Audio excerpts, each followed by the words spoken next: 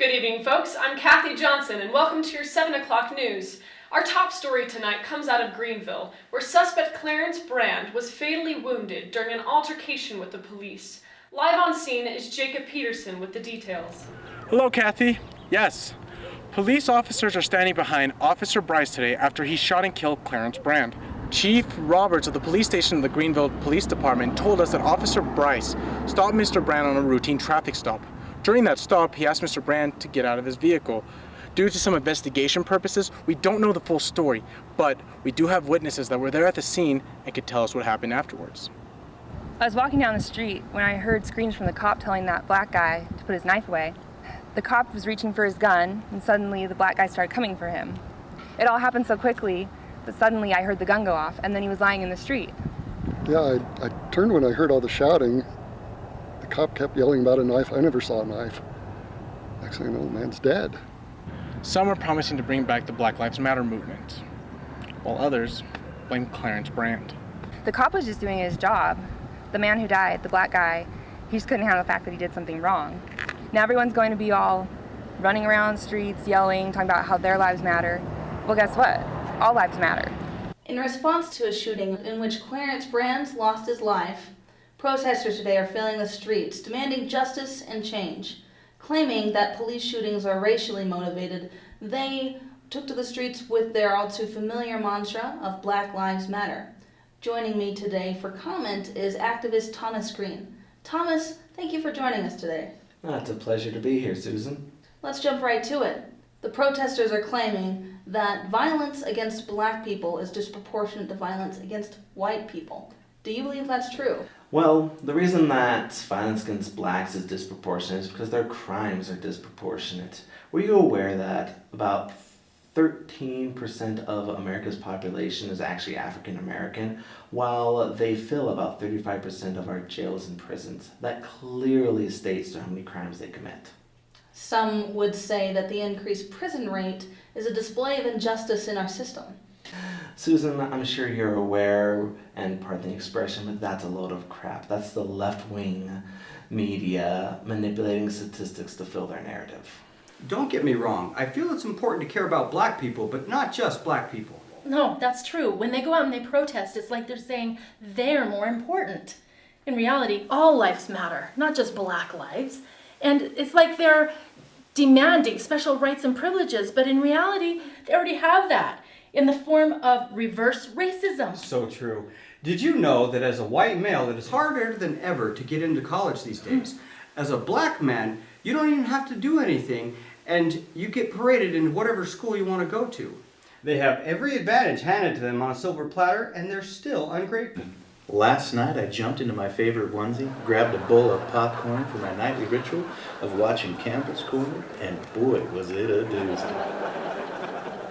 Alan Campbell, well-known political pundit by day, hitman by night, decided to tackle the sensitive subject of Black Lives Matter in a not-so-sensitive way. The problem with these radical groups is they're encouraging division and hatred all across this country. Black lives are all they care about. And we're already seeing the negative effects it's having on our good, hardworking cops all across America. You think this is the end? Think again. Soon it's going to be you and me. Now, Alan Campbell makes a valid point. He does. It's a problem with divisiveness in our country.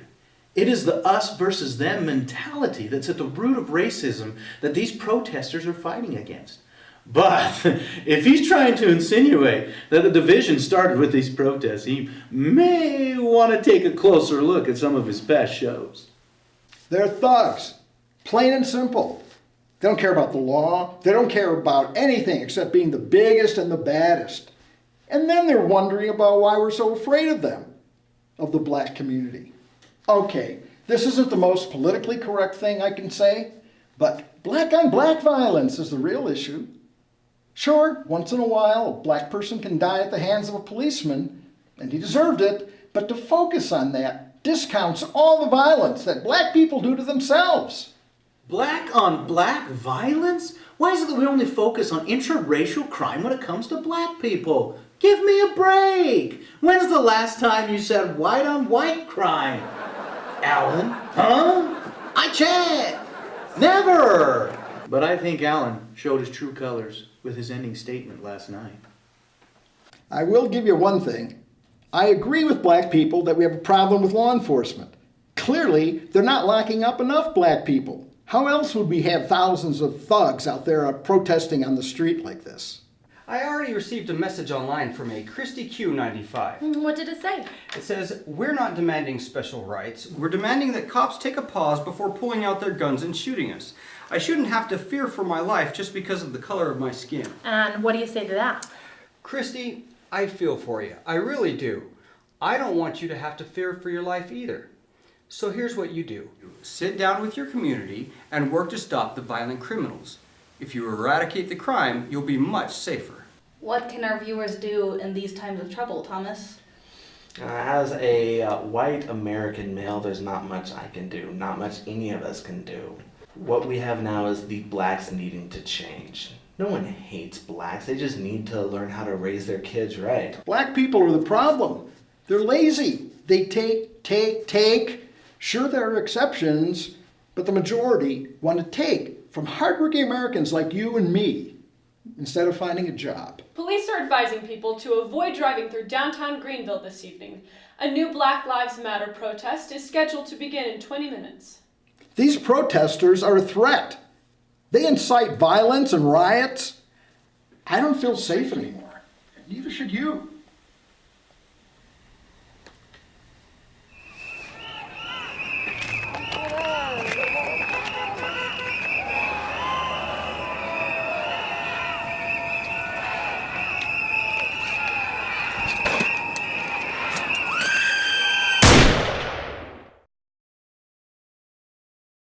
We find ourselves here today in the wake of yet another tragedy. This shooting was an inexcusable act of violence, perpetuated by an intense hatred that plagues our society. It is a disease that leaves us to mourn our dead time and time again. The victims who lost their lives in their families today remain in our thoughts and prayers. We remember that each person matters. Each life has worth. That's a lesson we're not teaching well enough. We become caught up in ourselves and in our own view of the world. We forget to look for the beauty in those who are different. There is more to a person than meets the eye. We've told ourselves to be afraid of those differences. Our media tells us to be afraid of those differences. No more. Love and hope can conquer fear.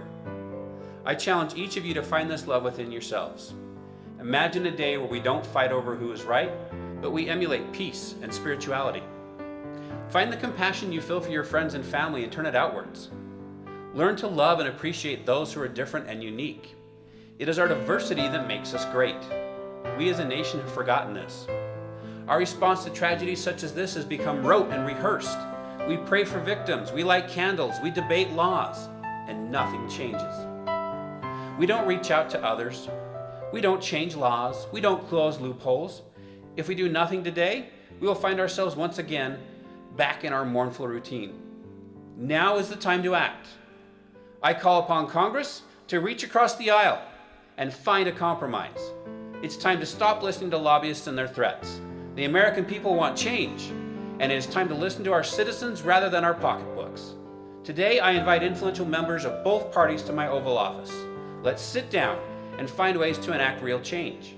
For if we do nothing, we'll have nothing to show for it. Today can be the day that we say the safety of the American people is more important than political grandstanding and power. If we reach that point as a nation, then perhaps we can avoid another day when we have to ask ourselves why. Those who would do us harm have little power when we rally together and hold each other up. Then we have the strength. We have the power. This nation knows what is right. It's time now to act, to change the course of our great country.